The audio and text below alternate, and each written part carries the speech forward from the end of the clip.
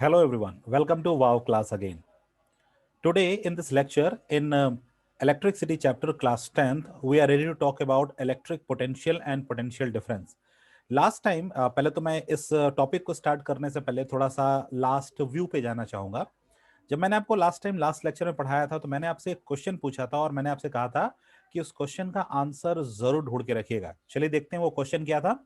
Question ये था कि जब भी हम कभी थ्री पिन प्लग को देखते हैं, थ्री पिन प्लग, ठीक है, आप सबने देखा होगा थ्री पिन प्लग घरों में होता है और खासकर ऐसे डिवाइसेस में लगा होता है जो ज्यादा इलेक्ट्रिसिटी, मोर इलेक्ट्रिसिटी को या मोर इलेक्ट्रिक करंट, मोर इलेक्ट्रिक करंट कंज्यूम करते हैं, या वो मेटल के बने हुए होते हैं।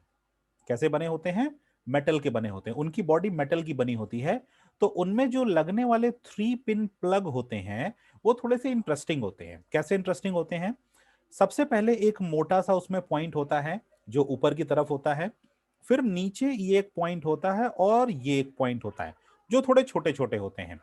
ऊपर का जो पॉइंट होता है ये भी मेटल का बना होता है, ठीक है, और ये सब भी मेटल के बने हुए होते हैं, कोई चेंज नहीं होता है। लेकिन फर्क ये इतना होता है कि ये जो ऊपर का पॉइंट होता है जो मेटल का बना होता है ये लॉन्ग होता है और थिक होता है, ठीक है, मोटा होता है और लंबा होता है, ठीक है। और ये जो नीचे दोनों पॉइंट बने होते हैं ये थिन होते हैं, पतले होते हैं और थोड़े से छोटे होते हैं, स्मॉल होते हैं। इनके पीछे रीजन क्या है? मैंने आपको एक बात और बताई थी कि ये वाला जो पॉइंट होता है, ऊपर का जो मोटा पॉइंट होता है, ये अर्थ के लिए होता है, ठीक है, जिसको हम कहते हैं अर्थिंग। और ये हमारा लाइव वायर होता है और ये हमारा ये कह सकते हैं कि नेगेटिव वायर होता है, ठीक है। लाइव का मतलब पॉजिटिव वायर और एन का मतलब नेगेटिव वायर। तो क्यों ऐसा, क्या रीजन होता है? एग्जाम में, बोर्ड एग्जाम में क्वेश्चन पूछता है कि ऐसा क्या रीजन होता है कि ये जो ऊपर का पार्ट होता है, ये जो ऊपर का टर्मिनल होता है, इसको मोटा क्यों बनाया जाता है और इसको लंबा क्यों बनाया जाता है? क्या रीजन होता है? देखिए, मैंने आपको कहा कि ये ऐसे डिवाइसेस में थ्री पिन प्लग होते हैं जो मेटल के बने होते हैं। मतलब कभी भी आपको इलेक्ट्रिक शॉक लग सकता है, डेफिनेटली। अगर मेटल का है तो मेटल में कभी भी इलेक्ट्रिक करंट आ सकता है और आपको शॉक लग सकता है। इसके लिए कंपनीज क्या करती हैं, जैसे मान लीजिए कि आपका रेफ्रिजरेटर है, just assume this is your refrigerator, ये आपका रेफ्रिजरेटर है और इसमें थ्री वायर्स गए हुए हैं। पहला एक वायर गया ब्लैक, दूसरा एक वायर गया रेड और तीसरा एक वायर गया ग्रीन कलर का, ठीक है। और इन्हीं थ्री वायर्स में आपका प्लग लगा हुआ होता है, PLUG, प्लग। कैसा प्लग होता है? थ्री पिन प्लग होता है, ठीक है। तो आपको सब मैंने बताया कि देखिए ये जो ब्लैक वाला वायर होता है ये होता है नेगेटिव के लिए, रेड वाला वायर पॉजिटिव के लिए और ग्रीन वाला वायर अर्थिंग के लिए होता है। तो देखिए इनका कनेक्शन कैसे होता है। ये जो ग्रीन वाली वायर होती है, ये जो डिवाइस होता है, मतलब जो आपका रेफ्रिजरेटर होता है उसकी जो मेटल की बॉडी होती है, कोई भी आप डिवाइस ले लीजिए, कोई भी डिवाइस, मैंने यहाँ पे रेफ्रिजरेटर का एग्जांपल लिया है, आप गीजर का एग्जांपल ले सकते हैं, आप इलेक्ट्रिक आयरन का एग्जांपल ले सकते हैं, कोई भी एग्जांपल। तो उसका जो मेटालिक पार्ट होता है उस मेटालिक पार्ट में ये ग्रीन कलर वाली वायर कनेक्ट होती है। मतलब इसमें करंट नहीं आता है, इसमें करंट नहीं आता, ये वायर केवल उस मेटल के पार्ट में कनेक्ट होती है, ठीक है। दूसरी बात क्या होता है कि ये जो ब्लैक वायर होता है और ये जो रेड वायर होता है, इससे आपका डिवाइस रन करता है, इससे आपका डिवाइस रन करता है, इसी के थ्रू इलेक्ट्रिसिटी जाती है। तो होता क्या है कि जब आप बोर्ड में प्लग को इंसर्ट कर रहे होते हैं और मान लीजिए कि आपका इलेक्ट्रिक डिवाइस खराब हो गया है या कोई कमी आ गई है या मेल फंक्शनिंग हो गया है, तो उसमें करंट आ सकती है। भाई कई बार ऐसा होता है कि आपने कभी प्रेस छुआ होगा, इलेक्ट्रिक आयरन छुआ होगा, तो आपको करंट मार दिया होगा, या आपने गीजर टच किया होगा, या आपने रेफ्रिजरेटर टच किया होगा, या आपने इन्वर्टर टच किया होगा, तो आपको शॉक लग गया होगा। ऐसा कई एग्जाम्पल आप सुनते हैं। लोहे के कूलर्स पहले आते थे, लेकिन धीरे धीरे लोहे के कूलर्स आना बंद हो गए क्योंकि बहुत सारे लोगों की डेथ हो जाती थी, उसमें करंट उतरता था क्योंकि उसमें पानी भी भरा जाता था, इसलिए इलेक्ट्रिसिटी ज्यादा फैलती थी, इसलिए प्लास्टिक के कूलर सब मार्केट में आने लगे। तो प्लास्टिक के डिवाइसेस में टू पिन प्लग होते हैं और मेटल के डिवाइसेस में थ्री पिन प्लग होते हैं। तो ये जो बीच का पॉइंट होता है, जो बीच वाला, ये जो मोटा वाला पॉइंट होता है, इसके पीछे रीजन ये होता है, मोटा भी होता है और लंबा भी होता है। मान लीजिए कि आप अपना प्लग बोर्ड में लगा रहे हैं और उस डिवाइस में करंट आ रही है और आपने गलती से उस डिवाइस को पकड़ रखा है या नहीं पकड़ रखा है। तो जैसे ही आप इस प्लग को बोर्ड में लगाएंगे तो आप ये बताइए कि बोर्ड में भी 3 टर्मिनल होंगे जहां पर ये प्लग जा रहा होगा। तो उसमें सबसे पहले कौन पहुंचेगा? कौन पहुंचेगा सबसे पहले बताइए? सबसे पहले ये पहुंचेगा जो मोटा है और लंबा है। इसीलिए इसको लंबा बनाया जाता है। इसलिए लंबा बनाया जाता है कि मान लीजिए प्लग लगाते समय आपके डिवाइस में करंट आ जाए और आपने उसको पकड़ रखा है, तो जैसे ही डिवाइस में करंट आएगी, पहले सबसे पहले उस डिवाइस की बॉडी को, आपकी बॉडी को ये अर्थ से कनेक्ट कर देगा। बाद में दोनों टर्मिनल जाके उसको टच करेंगे। जो नीचे वाले एल और एन टर्मिनल हैं लाइव, और ये जो नेगेटिव टर्मिनल हैं वो थोड़ी देर के बाद, मतलब कुछ मिली सेकेंड्स के बाद टच होंगे। लेकिन पहले कौन टच होगा? अर्थ वायर टच होगा। तो अर्थ वायर जैसे ही आपके बोर्ड में इंसर्ट होगा वो पहले पहुंचेगा। वो लंबा है बाकी दोनों टर्मिनल से, तो वो पहले जाके कनेक्ट हो जाएगा और आपके डिवाइस को करंट मिलने से पहले अर्थिंग से जोड़ देगा। अभी आपके डिवाइस में करंट नहीं गई है। देखिए यहां बोर्ड पे देखिए, मैं थोड़ा सा इसको बनाना चाहूंगा यहां पे। मान लीजिए देखिए ये वाला जो है पॉइंट ये अर्थ का है, ये लंबा होता है। उसके बाद ये लाइव वाला है और ये न्यूट्रल वाला है।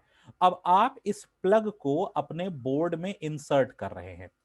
जो आपका बोर्ड है, मतलब जो इलेक्ट्रिक बोर्ड है, उसमें इंसर्ट कर रहे हैं। तो ये वाला जल्दी पहुंच जाएगा, पहले पहुंचेगा, ठीक है, क्योंकि लंबा है। और जैसे ही पहुंचेगा बोर्ड में, बोर्ड के टर्मिनल को टच करेगा, वैसे ही क्या हो जाएगा? आपके डिवाइस को अर्थिंग से कनेक्ट कर देगा। उसके बाद में ये दोनों पार्ट जाके बोर्ड को टच करेंगे, तब आपके डिवाइस में करंट फ्लो होने लगेगी। इसका मतलब यह है कि करंट फ्लो होने से पहले आपके मेटालिक डिवाइस को ये अर्थ से कनेक्ट कर देता है कि अगर कभी आपके डिवाइस में इलेक्ट्रिसिटी आ जाए, आपके डिवाइस में इलेक्ट्रिक करंट उसके बॉडी में आ जाए, तो आपको शॉक ना लगे, क्योंकि वो करंट कहां चला जाएगा? अर्थिंग में चला जाएगा और आपको केवल एक झंझनाहट महसूस होगी और आप अपना हाथ हटा लेंगे। लेकिन अगर अर्थिंग नहीं होगी तो बैड लक है आपका, आपको वो डिवाइस चिपका लेगा। जितना पावरफुल डिवाइस होगा उतनी स्ट्रॉन्ग तरीके से आपको चिपका लेगा या आपकी बॉडी से चिपक जाएगा, और थोड़ी देर में, मुश्किल से 10 सेकंड्स के अंदर आपकी बॉडी के सारे आयंस को खींच लेगा और इंसान की डेथ हो जाती है।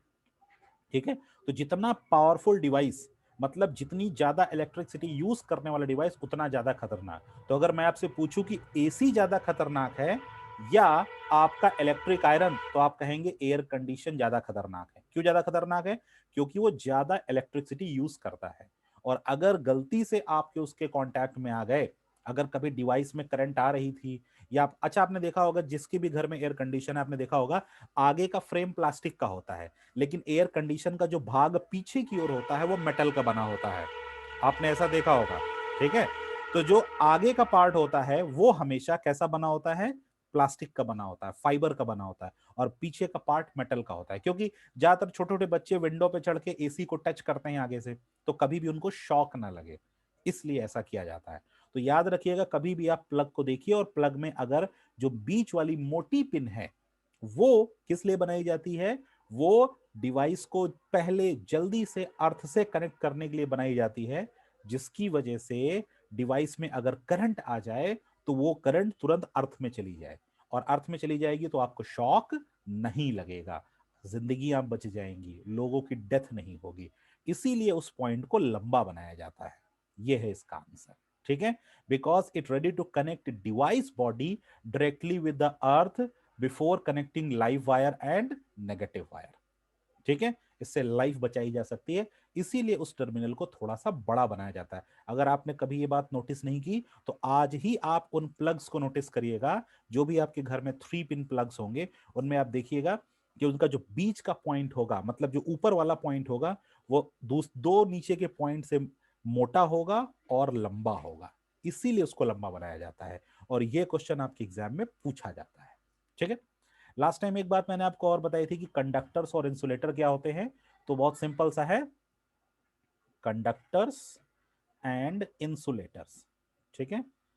कंडक्टर्स वो डिवाइसेस होते हैं जो इलेक्ट्रिसिटी को फ्रीक्वेंटली पास होने देते हैं, और इंसुलेटर ये कह सकते हैं कि वो सब्सटेंसेस होते हैं, दोनों ही मान लीजिए। कंडक्टर वो सब्सटेंसेस होते हैं जो इलेक्ट्रिसिटी को अलाउ करते हैं, जहां से इलेक्ट्रिसिटी आसानी से मूव कर सके बिना किसी प्रॉब्लम के।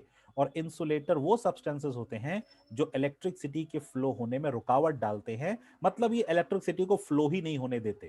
ठीक है, इसमें से इलेक्ट्रिसिटी फ्लो ही नहीं होती, नॉट अ सिंगल वोल्ट, इसमें से कुछ भी नहीं फ्लो होता। जैसे कि आप मान लीजिए यहाँ पे हम मेटल लिख सकते हैं और यहाँ पे हम पीवीसी लिख सकते हैं, जिसको हम कहते हैं पॉलीविनाइल क्लोराइड, या फिर हम प्लास्टिक ले सकते हैं, या फिर हम ग्लास ले सकते हैं।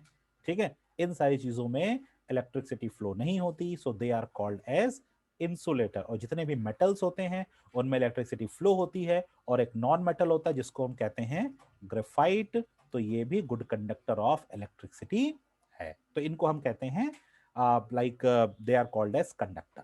ठीक है, चलिए आगे बढ़ते हैं। अब आज के टॉपिक पे आते हैं। आज का जो सबसे पहला टॉपिक है वो है इलेक्ट्रिक पोटेंशियल। इलेक्ट्रिक पोटेंशियल, ठीक है, इलेक्ट्रिक पोटेंशियल। इलेक्ट्रिक पोटेंशियल का मतलब ये होता है कि मान लीजिए एक कोई पॉइंट है इनफाइनाइट। इनफाइनाइट का मतलब होता है अनंत। जब उस ऐसा पॉइंट है जो बहुत दूर है, उसको हम नहीं जानते, इट्स अ इनफाइनाइट पार्ट। ठीक है, और यहां पे कोई एक पॉइंट है जो हम जानते हैं, जो हमारा नोन पार्ट है, जिसको हम कहते हैं ए। ठीक है, तो अगर इनफाइनाइट से कोई यूनिट पॉजिटिव चार्ज ए तक लाया जाता है, यूनिट पॉजिटिव चार्ज याद रखिएगा, unit positive charge. Unit positive charge का मतलब कि एक पॉजिटिव चार्ज को हम इनफाइनाइट से लेकर आते हैं किसी नोन पॉइंट तक, नोन पॉइंट तक। ठीक है, तो उसको हम क्या कहेंगे, इलेक्ट्रिक पोटेंशियल कहेंगे। जैसे आपने देखा होगा थंडरिंग होता है, थंडरिंग होता है ना, थंडरिंग होता है और ऊपर से डिस्चार्ज गिरता है, तो आपको पता नहीं होता, जो वहां पे लाइटनिंग होती है उसमें मिलियन वोल्ट्स होते हैं। ठीक है ना, उसमें मिलियन वोल्ट्स होते हैं, बट वो तभी नीचे की ओर गिरती है जब उसको कोई कंडक्टिविटी मिलती है। अगर कंडक्टिविटी नहीं मिलती है तो वो केवल क्लाउड से क्लाउड फ्लो होती रहती है, क्योंकि जब क्लाउड्स मूव करते हैं तो एक दूसरे के साथ रब करते हैं, और रब करने पे चार्ज हो जाते हैं। तो वहां पे क्या होता है कि जिस क्लाउड में हाई डेंस इलेक्ट्रॉन्स होते हैं वो लो डेंसिटी की तरफ मूव करते हैं, और जब ये तेजी के साथ मूव करते हैं तो इलेक्ट्रॉन्स आपस में टकराते हैं और उसी से आवाज निकलती है और स्पार्क निकलता है। तो वो पॉइंट होता है इंफिनिटी। और अगर इंफिनिटी से कोई यूनिट पॉजिटिव चार्ज किसी नोन पॉइंट पे आके गिरता है, किसी टर्मिनल पे आके गिरता है, किसी मेटल पे आके गिरता है, किसी ऑब्जेक्ट पे आके गिरता है, तो उसको हम क्या कहेंगे, इलेक्ट्रिक पोटेंशियल।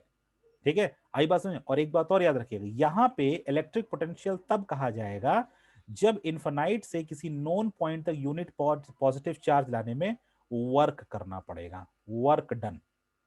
ठीक है, जो काम करना पड़ता है, जो वर्क लगता है, जो काम करना पड़ता है, किसी एक यूनिट पॉजिटिव चार्ज को एक पॉइंट तक लाने में, इंफिनिटी से इनफाइनाइट से एक पॉइंट तक लाने में जो काम करना पड़ता है, उसी को हम फाइनली क्या कहते हैं, इलेक्ट्रिक पोटेंशियल।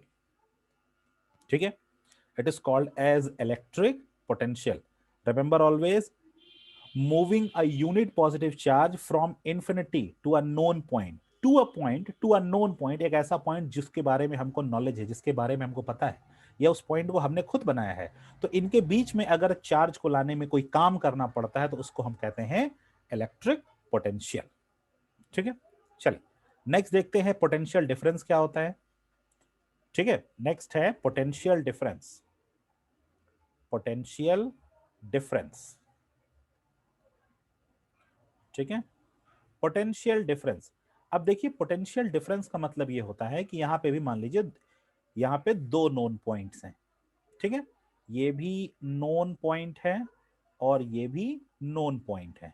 इसमें इंफिनिटी नहीं है, इसमें कोई भी पार्ट जो है वो इंफिनिटी नहीं है, मतलब कोई भी अननोन पॉइंट नहीं है, दोनों ही हमारे नोन पॉइंट है। अब यहां पे क्या होता है कि अगर, मतलब जैसे कि आप ये समझ लीजिए कि अगर कोई चार्ज को, कोई यूनिट चार्ज को, चाहे पॉजिटिव हो चाहे नेगेटिव हो, उससे कोई मतलब नहीं है, कोई यूनिट चार्ज को ए पॉइंट से बी पॉइंट तक फ्लो होने में जो काम करना पड़ता है, जो वर्क डन करना पड़ता है, ठीक है ना, unit charge, remember always unit charge, कोई भी एक चार्ज हो, कोई भी एक सिंगल चार्ज हो, what ever type of it is, positive हो नेगेटिव, उससे कोई मतलब नहीं है। एक यूनिट चार्ज को एक पॉइंट से दूसरे पॉइंट तक ले जाने में जो वर्क करना पड़ता है, जो वर्क डन होता है, उसी को हम क्या कहते हैं, उसी को हम कहते हैं पोटेंशियल डिफरेंस। ठीक है, उसी को हम क्या कहते हैं, पोटेंशियल। जैसे आपको पता है आपके घर में इलेक्ट्रिसिटी आती है तो कहां से आती है, खंबे से आती है ना, खंबे में कहां से आती है, पावर हाउस से आती है ना, पावर हाउस में कहां से आती है, जहां से इलेक्ट्रिसिटी बनती है वहां से आती है। ठीक है, तो फाइनल कहां से आ रही, जहां से इलेक्ट्रिसिटी प्रोड्यूस हो रही वहां से आ रही हमारे घर तक। तो दोनों ही पॉइंट नोन है, उनके बीच में इलेक्ट्रिसिटी को फ्लो होने में, उनके बीच में चार्जेस को फ्लो होने में, चार्जेस इलेक्ट्रिसिटी, ठीक है, इलेक्ट्रॉन्स का फ्लो, उन दोनों पॉइंट्स के बीच में जब इलेक्ट्रिसिटी फ्लो होती है तो उसी को हम कहते हैं पोटेंशियल डिफरेंस। वहां पे पोटेंशियल डिफरेंस क्रिएट होता है। ठीक है, और पूरी इलेक्ट्रिसिटी इसी बात पर डिपेंड करती है, पूरी इलेक्ट्रिसिटी फ्लो ऑफ चार्ज पर डिपेंड करती है। फ्लो ऑफ चार्ज में, फ्लो ऑफ चार्ज कम होगा इलेक्ट्रिक करंट कम होगा, फ्लो ऑफ चार्ज ज्यादा होगा इलेक्ट्रिक चार्ज मतलब इलेक्ट्रिक करंट ज्यादा होगा। ठीक है, तो पोटेंशियल डिफरेंस का मतलब बस इतना ही है कि हमारे पास दो नोन पॉइंट्स हैं या दो से ज्यादा नोन पॉइंट्स हो सकते हैं। ठीक है, और उसमें कोई एक यूनिट चार्ज, अब इसमें कुछ भी हो सकता है, पॉजिटिव भी हो सकता है या नेगेटिव भी हो सकता है। तो दो नोन पॉइंट्स हैं, दोनों नोन पॉइंट्स के बीच में अगर हम इलेक्ट्रिक चार्ज को फ्लो कराते हैं एक पॉइंट से दूसरे पॉइंट, और उसके बीच में रिमेंबर जो वर्क डन करना पड़ता है, जो काम करना पड़ता है, उसी को हम क्या कहते हैं, पोटेंशियल डिफरेंस कहते हैं। ठीक है, पोटेंशियल डिफरेंस का क्या फॉर्मूला हो जाएगा, देखिए, potential difference, potential difference is equals to work done upon quantity of charge transferred, quantity of charge transferred। ठीक है, मतलब पोटेंशियल डिफरेंस किसके बराबर होता है, काम के, काम जो काम किया गया और जितनी जितनी चार्ज ट्रांसफर की गई। ठीक है, ज्यादा चार्ज ट्रांसफर की जा सकती है, कम चार्ज ट्रांसफर की जा सकती है, बहुत कम चार्ज ट्रांसफर की जा सकती है। ठीक है, तो पोटेंशियल डिफरेंस किसके बराबर होता है, work done upon quantity of charge transfer, कितना काम किया गया कितने चार्ज के साथ। ठीक है, कितना चार्ज ट्रांसफर करने में क्या वर्क डन हुआ, क्या काम हुआ, ये होता है पोटेंशियल डिफरेंस का फॉर्मूला। अगर आप इसको साइन नोटेशन में लिखना चाहें तो कैसे लिखेंगे, पोटेंशियल डिफरेंस को, देखिए बार बार मैं एक बात कह रहा हूं, potential difference potential difference, potential difference का मतलब ये होता है कि जब चार्ज का ट्रांसफर होता है तो वहां पे वर्क डन होता है, काम होता है। ठीक है ना, work done upon quantity of charge transfer, तो हम क्या कहते हैं, पोटेंशियल डिफरेंस जनरेट होता है। Remember always it gets generated, potential difference generate होता है। जैसे आपके यहां पोटेंशियल डिफरेंस क्या होता है, 220 से लेकर 230 वोल्ट्स। ठीक है, इतना ही हमारे यहाँ पोटेंशियल डिफरेंस आता है, इतना ही वर्क मतलब इतना ही पोटेंशियल डिफरेंस जनरेट होता है। जो चार्ज ट्रांसफर हुआ और जितना वर्क डन हुआ उसके पीछे, उतने में 220 से लेकर 230 वोल्ट्स ही ट्रांसफर हुआ, 230 वोल्ट्स ही पोटेंशियल डिफरेंस जनरेट हुआ। हमारी नीड इतनी है, हमारी रिक्वायरमेंट इतनी है, लेकिन जो हमारी ट्रेन्स चलती हैं, ट्रेन्स, वो इतने पोटेंशियल डिफरेंस पे नहीं चल सकती, नहीं, वहां पे और काम करना पड़ता है, मतलब ज्यादा चार्ज ट्रांसफर करना पड़ता होगा, तो वहां पे 25,000 वोल्ट्स होता है। इंडिया का ये स्टैंडर्ड वैल्यू है, इंडिया में ट्रेन चलाने के लिए 25,000 वोल्ट का यूज किया जाता है। ठीक है, चलिए अब साइन नोटेशन में लिखते हैं, तो पोटेंशियल डिफरेंस को डिनोट करते हैं V से। ठीक है, वर्क डन को W से और इसको Q से। ठीक है, चार्ज, Q का मतलब क्वांटिटी नहीं है, रिमेंबर Q का मतलब होता है चार्ज, Q का मतलब क्वांटिटी ऑफ चार्ज ट्रांसफर्ड या चार्ज ट्रांसफर्ड। ठीक है, तो V equals to W upon Q। अब देखिए एक बात और सुनिए, इसकी यूनिट भी देखिए यहां पे, यूनिट, इसकी यूनिट क्या क्या होती है, यूनिट होती है, पोटेंशियल डिफरेंस V है तो इसको हम 1 वोल्ट लिखते हैं, क्या लिखते हैं, 1 वोल्ट। वर्क का होता है जूल, 1 जूल, और Q का मतलब होता है कूलॉम, तो हो जाएगा 1 कूलॉम। ठीक है, ये इसकी यूनिट होती है। तो 1 volt equals to 1 joule upon 1 coulomb. अब कई बार आपसे एग्जाम में, ध्यान सुनिएगा, 1 नंबर का क्वेश्चन आता है, what do you understand by 1 volt? ठीक है, what do you understand by 1 volt? 1 volt से आप क्या समझते हैं, बताइए। अब स्टूडेंट फंस जाता है, करे वोल्ट की डेफिनेशन तो मैंने कभी पढ़ी ही नहीं, अब हम क्या बताएं? तो देखिए, वोल्ट की डेफिनेशन आप कैसे बताएंगे एग्जाम में? 1 कूलॉम चार्ज को ट्रांसफर करने में लगने वाला 1 जूल वर्क किसके बराबर है? 1 वोल्ट के बराबर है, ठीक है ना? या ये कह सकते हैं कि 1 जूल वर्क डन तब होता है जब 1 कूलॉम चार्ज ट्रांसफर होता है। ये 1 कूलॉम चार्ज जब ट्रांसफर होता है तो उसमें 1 जूल वर्क डन होता है, वो किसके बराबर होता है? 1 वोल्ट के बराबर होता है, ठीक है। वर्क डन 1 जूल इन ट्रांसफरिंग चार्ज 1 कूलॉम। 1 कूलॉम ये क्या है? चार्ज है, ठीक है, ये क्या है? चार्ज है, और ये क्या है? वर्क डन है, ठीक है।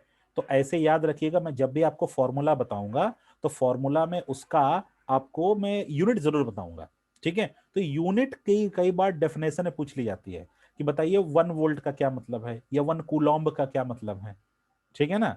1 वोल्ट का क्या मतलब, 1 कूलॉम्ब का क्या मतलब है?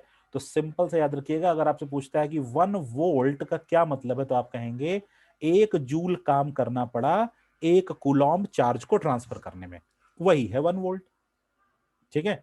1 joule work done when we transfer a charge of 1 coulomb.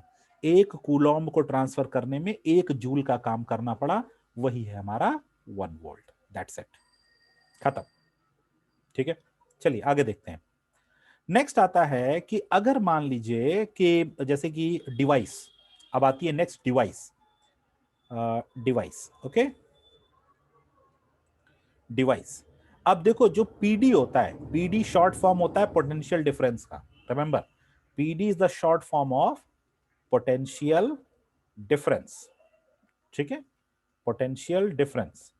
अब जो पोटेंशियल डिफरेंस है, इसका अपना एक डिवाइस होता है पोटेंशियल डिफरेंस मेजर करने का। मतलब क्या मेजर करने का? वोल्ट मेजर करने का। वोल्ट, वोल्ट मेजर करने का डिवाइस होता है जिसको कहते हैं हम volt meter. What is called as volt meter. अब इसको बनाया कैसे जाता है वोल्ट मीटर को? ऐसे एक देखिए, वोल्ट मीटर बनाएंगे कैसे? ऐसे गोला बनाएंगे, ठीक है, यहाँ पे वी लिखेंगे, ठीक, यहाँ पे एक लाइन, 2 लाइन बना देंगे, एक तरफ पॉजिटिव एक तरफ नेगेटिव। आज से याद रख लीजिए, लेफ्ट साइड हमेशा पॉजिटिव बनाएंगे और राइट साइड हमेशा नेगेटिव बनाएंगे। एग्जाम में कभी कोई कंफ्यूजन नहीं होगी। लेफ्ट साइड पॉजिटिव और right side negative, always, there is no confusion in examination, ठीक है। ये होता है वोल्ट मीटर, ठीक है। वैसे इस तरह तो नहीं होता है, बट सिंबल में हम इसी को यूज करते हैं, ये हमारा सिंबल है वोल्ट मीटर का। जहां भी हम लिखेंगे वोल्ट मीटर ऐसे ही लिखेंगे, ठीक है। बट ऐसा होता नहीं है, उसमें सुई होती है, उसमें अलग अलग पोटेंशियल डिफरेंस लिखा होता है जब आप बैटरी को चेक करते हैं या कोई डिवाइस को चेक करते हैं, ठीक है। अब एक बात और सुन लीजिए यहीं पे, वोल्ट मीटर को लगाते कैसे हैं? जो कनेक्शन होता है इसका, कनेक्शन, अगर मान लीजिए किसी सर्किट में अगर इसका हम कनेक्शन करना चाहें तो कैसे करेंगे, अभी आप बस केवल सुन लीजिए। थोड़े टॉपिक के बाद हम लोग सीरीज और पैरेलल कॉम्बिनेशन पे चलेंगे। तो इसको हमेशा डिवाइस के साथ पैरेलल विथ डिवाइस, ठीक है, डिवाइस के साथ हमेशा इसको पैरेलल में लगाना होगा, always and always parallel. Remember, device के साथ ये कैसे लगेगा? पैरेलल लगेगा, ठीक है। तो यहां पे अभी हम लोग का ये जो पार्ट है, ये पोटेंशियल डिफरेंस होता है, खत्म, ठीक है। पोटेंशियल डिफरेंस का मैंने फॉर्मूला बता दिया, पोटेंशियल डिफरेंस की यूनिट बता दी, पोटेंशियल डिफरेंस को मेजर करने के लिए आपको मैंने डिवाइस बता दिया। इस डिवाइस को हम क्या कहते हैं? वोल्ट मीटर, वोल्ट मीटर, ठीक है। और वोल्ट मीटर का सर्किट कनेक्शन क्या कहता है? Parallel with device. वो हम थोड़ा आगे बताएंगे, अभी आप केवल वर्ड याद कर लीजिए, remember this word, parallel with device, ठीक है। डिवाइस के साथ पैरेलल में लगाया जाता है, वो हम आपको आगे बताने वाले हैं कि कैसे पैरेलल में लगाया जाता है और कैसे सीरीज में लगाया जाता है, ठीक है। चलिए आगे बढ़ते हैं। तो रिमेंबर, पोटेंशियल डिफरेंस का मतलब ये होता है कि किसी चार्ज को ट्रांसफर करने में, एक पॉइंट से दूसरे पॉइंट चार्ज को ट्रांसफर करने में जो काम करना पड़ता है, जो वर्क डन करना पड़ता है, उसी को हम कहते हैं पोटेंशियल डिफरेंस। ठीक, चलिए अब आगे बढ़ते हैं इलेक्ट्रिक करंट पे। इलेक्ट्रिक करंट, ठीक है, इलेक्ट्रिक करंट। अब देखिए इलेक्ट्रिक करंट है क्या। इलेक्ट्रिक करंट का मतलब यह होता है, जैसे मैं आपसे कहना चाहूं कि फ्लो ऑफ इलेक्ट्रिक चार्जेस, ठीक है, फ्लो ऑफ इलेक्ट्रिक चार्जेस, ठीक है, flow of electric charges. Electric charges का जो फ्लो होता है वही कहलाता है इलेक्ट्रिक करंट, ठीक है। और इलेक्ट्रिक चार्जेस का फ्लो होगा किसमें, किसी डिवाइस में, इलेक्ट्रिकल डिवाइस में, ठीक है ना, इलेक्ट्रिकल डिवाइस में, ठीक है। इलेक्ट्रिक करंट का फ्लो कहां होगा, इलेक्ट्रिकल, मतलब इलेक्ट्रिक करंट का फ्लो कहां होगा, इलेक्ट्रिकल डिवाइसेस में। और किस फॉर्म में फ्लो होगा, इलेक्ट्रिक चार्ज में फ्लो। अब आपको इलेक्ट्रिक चार्ज थोड़ा कम समझ में आ रहा है तो मैं थोड़ा उसको और सिंप्लीफाई करता हूं। मतलब flow of electrons, flow of electrons, electrons का फ्लो होना, इलेक्ट्रॉन्स का फ्लो होना इलेक्ट्रिकल डिवाइस में कहा जाता है इलेक्ट्रिक करंट। जैसे मान लीजिए कुछ डिवाइसेस मैं यहां लिख दूं। देखिए ये सारे टॉपिक्स आपके लिए नए हैं, मुझे पता है, हो सकता है आप स्कूल में पढ़े हो या ना पढ़े हो, नहीं पढ़ा है आप लोगों को इसी ने, थोड़ा सा प्रॉब्लम होगी, थोड़ा एडजस्ट करने की कोशिश करिएगा, बट धीरे धीरे चीजें और सिंप्लीफाई होती जाएंगी। अभी सारी चीजें आपको नहीं लग रही, देखिए मैं इसको सिंप्लीफाई करता हूं। देखिए कैसे, मान लीजिए आपका एक डिवाइस है मोबाइल चार्जर, मोबाइल चार्जर छोटा सा होता है, प्यारा सा ब्लैक कलर का, आपने देखा है, रोज यूज करते, दिन भर में 10 बार यूज करते हैं, गेम खेलते हैं, 4 घंटे में बैटरी खत्म हो जाती है, फिर लगाते हैं। दूसरा है इलेक्ट्रिक बल्ब, ठीक है, फिर है फैन, फिर है हीटर, फिर है आयरन, इलेक्ट्रिक आयरन, ठीक है, इलेक्ट्रिक आयरन। और हम मान लें, चलो गीजर लिख देते हैं, ठीक है, और जैसे कि हम लिख दें फ्रिज, रेफ्रिजरेटर, ठीक है, ये सारे लिख दें। चलो एसी भी हमने लिख दिया। अब अगर हम आपसे पूछें, आपको इतना पता है, देखिए भी आप आंसर दे लेंगे, अगर हम आपसे पूछें कि ये सारे डिवाइसेस इलेक्ट्रिसिटी से चल रहे हैं, दे आर वर्किंग, ये सारे वर्किंग कंडीशन में हैं और इलेक्ट्रिसिटी से चल रहे हैं, और गलती से आपको इसमें से किसी एक ने इलेक्ट्रिसिटी, मतलब आपको करंट मार दिया, किसी ने, आपने गलती से टच कर लिया, तब वायर कटा था या उसकी बॉडी में करंट आ रहा था, कहीं भी करंट आ रहा था, और आपने छुआ और आपको करंट मार दिया। तो अगर हम आपसे पूछे कि इनमें से आपको सबसे ज्यादा करंट कौन मारेगा, या डेथ होने की चांसेस किसके साथ सबसे ज्यादा है, तो आप क्या कहेंगे। आप में से ज्यादातर लोगों के आंसर्स जो हैं वो या तो हीटर होंगे, या तो गीजर होगा, या तो फ्रिज होगा, या तो एसी होगा, या तो इलेक्ट्रिक आयरन होगा। बाकी आप mobile charger, electric bulb, fan को थोड़ा दूर रखेंगे। ये जो डिवाइसेस हैं आपके मन में, और ज्यादातर लोगों की जो आपने डेथ सुनी होगी वो किसी बड़े डिवाइसेस से होता है। कभी आपने नहीं सुना होगा कि चार्जर लगाते हुए महिला की मौत, कभी सुना आपने आज तक ऐसा, नहीं सुना ना, कभी आपने सुना, नहीं सुना, कि बल्ब लगाते हुए इंसान हुआ बेहोश, इलेक्ट्रिक करंट ने मारा झटका, कभी नहीं सुना होगा। आपने जब भी सुना होगा तो कोई एयर कंडीशन से मरा है, किसी की डेथ हीटर के साथ हुई है, किसी की डेथ गीजर के साथ हुई है बाथरूम में, कोई इलेक्ट्रिक आयरन के समय डेथ हुई है। क्यों ऐसा हुआ, कभी आपने सोचा कि ऐसा क्यों हुआ हमारी लाइफ में।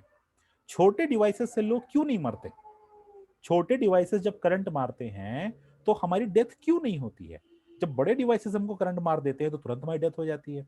एक्चुअली ये मारते नहीं करंट, कहते ना करंट मार दिया, नहीं, करंट मारते नहीं है, ये आपको चिपका लेते हैं। इनका यही क्राइटेरिया होता है, ये आपको चिपका लेते हैं, आपकी बॉडी को अपने आप से चिपका लेते हैं, और आपकी बॉडी से आयंस को निकालना चाहते हैं। देखिए होता क्या है कि अगर हम यहां पे मोबाइल चार्जर, इलेक्ट्रिक बल्ब और फैन की बात करें, तो ये सारे जो डिवाइसेस हैं ये स्मॉल हैं, छोटे हैं, और take less amount of, take less amount of electric charge, electric charge, ठीक है। इनको इलेक्ट्रिक चार्ज बहुत कम चाहिए, बहुत थोड़ी अमाउंट में इलेक्ट्रिक चार्ज यूज करते हैं। और जैसे ही अगर मान लीजिए वायर कटा हुआ है या इनकी बॉडी में कहीं करंट आ रहा है और आपने इनको टच कर लिया, तो जैसे आप टच करते हैं आपकी बॉडी से उतना ज्यादा ये आयंस नहीं निकाल पाते, क्योंकि इनकी रिक्वायरमेंट कम होती है, इनकी रिक्वायरमेंट कम होती है, और आपकी बॉडी से थोड़ा सा इलेक्ट्रिक चार्ज निकालना शुरू करते हैं। उतनी देर में आप कॉन्शियस हो जाते हैं और अपना हाथ आप वहां से पीछे हटा लेते हैं।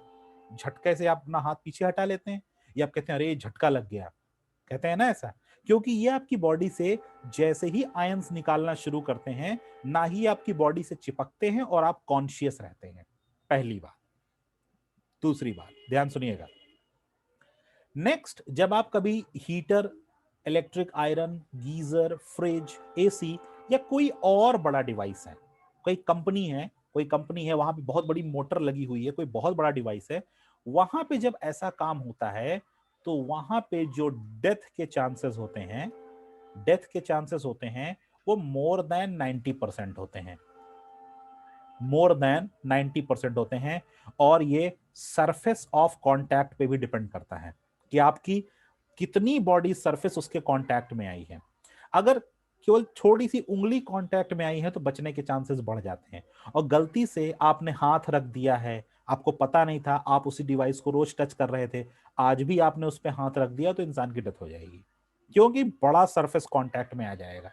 और जितना बड़ा सरफेस कांटेक्ट में आएगा उतनी ज्यादा वो आयंस को खींच लेगा, ठीक है, क्योंकि इन सब को चलने के लिए क्या चाहिए, चार्जेस चाहिए। व्हाट दे नीड चार्जेस, ठीक है। और हमारे बॉडी में भी क्या है, बॉडी ऑल्सो कंटेन चार्जेस, हमारे बॉडी में भी चार्जेस हैं, सीधी सी बात है, हमारे बॉडी में बहुत सारे चार्जेस हैं, खूब ढेर सारे आयंस हैं। तो जैसे ही बॉडी इनके कांटेक्ट में आती हैं, ये जोर से बॉडी का आयन खींचते हैं। जो काम ये हो सकता है कि 1 मिनट में करें, ये मुश्किल से 5 से 7 सेकंड्स में कर लेंगे, ठीक है।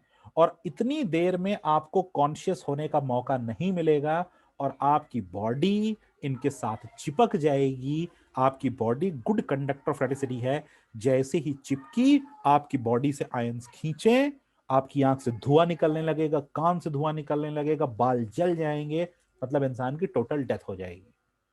Only 5 to 7 seconds, not a single minute, 5 to 7 seconds, body खत्म। मेरी बात समझ में आ रही है? इसीलिए छोटे डिवाइसेस से लोगों की डेथ नहीं होती है, बच जाते हैं, लेकिन बड़े डिवाइसेस बचने का मौका नहीं देते। तो मैं आपको बस ये समझाना चाहता था कि जो छोटे डिवाइसेस हैं, जो स्मॉल डिवाइसेस हैं, वो इलेक्ट्रिक चार्ज को लेस अमाउंट में लेते हैं, ठीक है, और जो बड़े डिवाइसेस होते हैं वो इलेक्ट्रिक चार्ज को लार्ज अमाउंट में लेते हैं, ठीक है। इसका मतलब ये है कि जो स्मॉल डिवाइसेस हैं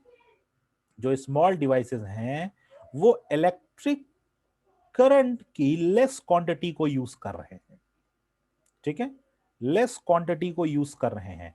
और जो लार्ज डिवाइसेस हैं, या जिनको हम कह लें कि जो बिग डिवाइसेस हैं, वो इलेक्ट्रिक चार्ज की मोर क्वांटिटी को यूज कर रहे हैं, ठीक है।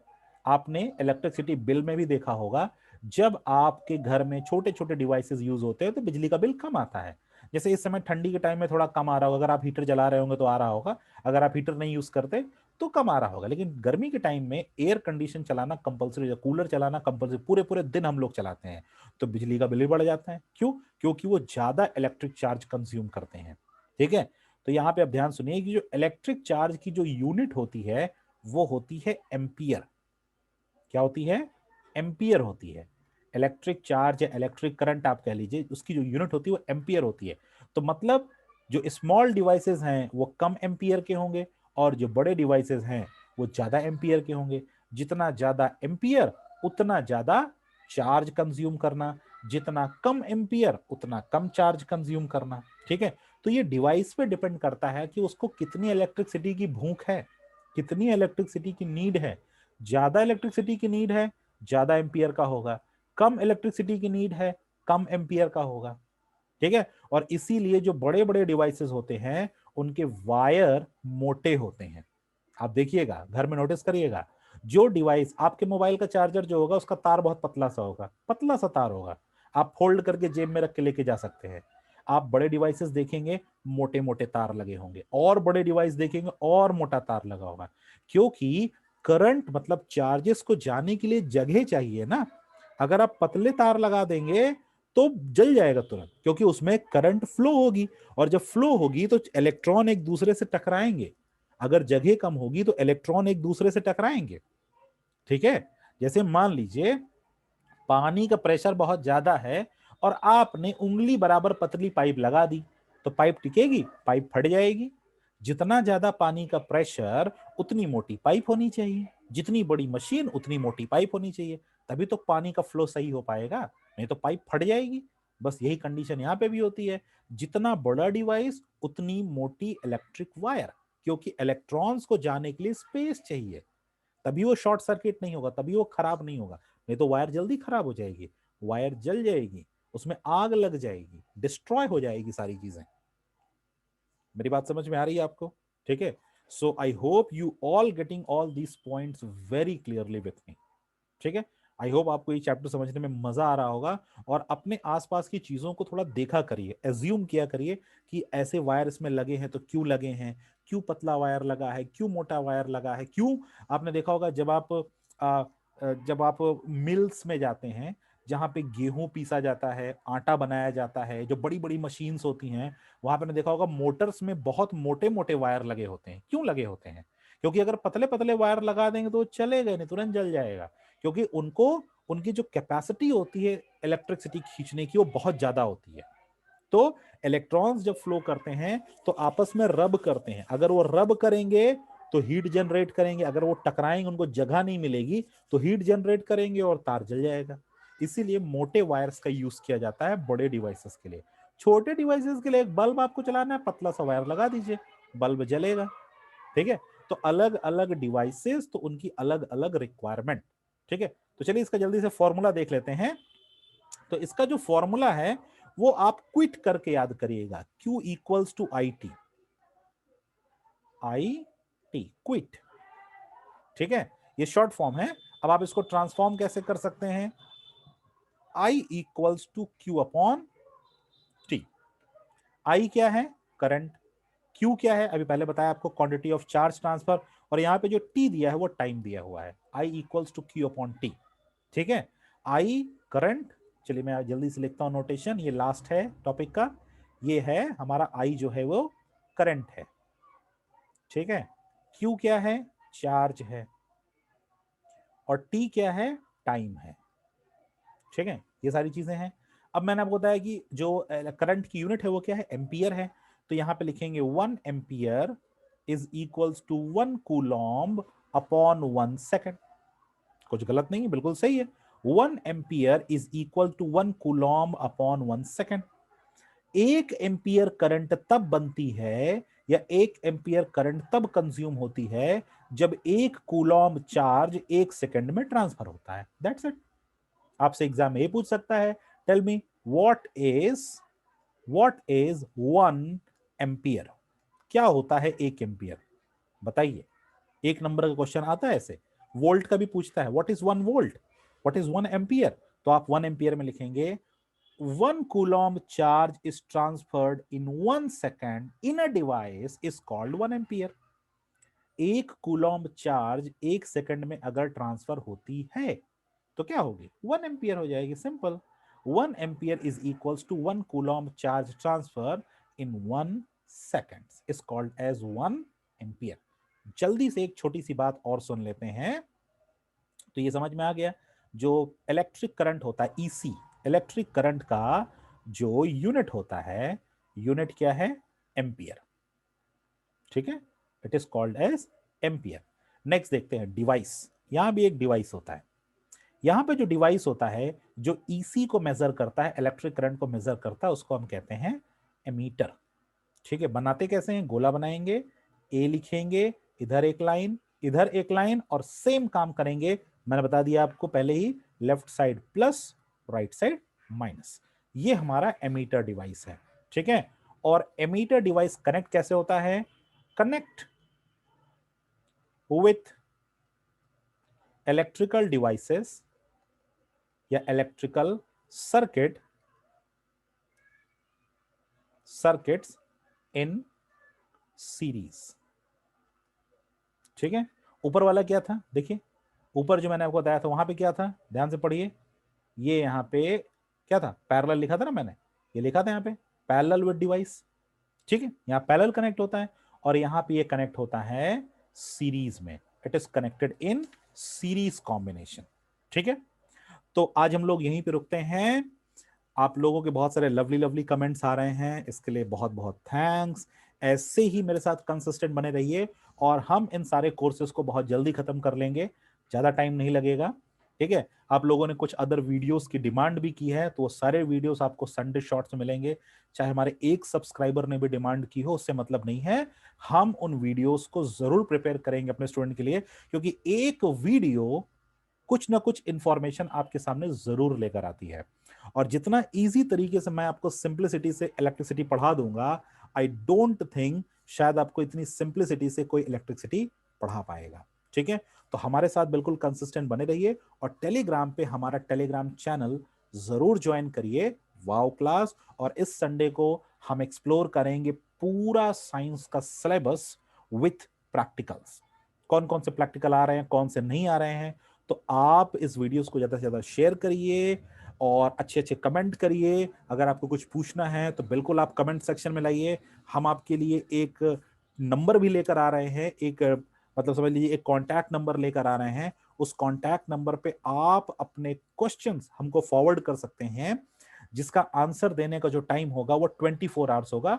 24 आवर्स में आपको वहां पे सजेशन और आंसर मिल जाएगा। मैं आपसे ये तो नहीं कह रहा कि मैं तुरंत आपको आंसर दे दूंगा, नहीं, but I take some time because we also need some time. ठीक है, तो हम आपको उस पर आंसर जरूर देंगे। तो इसको शेयर करिए, देखिए और उन स्टूडेंट के साथ ज्यादा इसको शेयर करिए जो कि इस बार का बोर्ड एग्जाम दे रहे हैं। That's all for today. Thank you everyone, thank you for joining us, have a great day.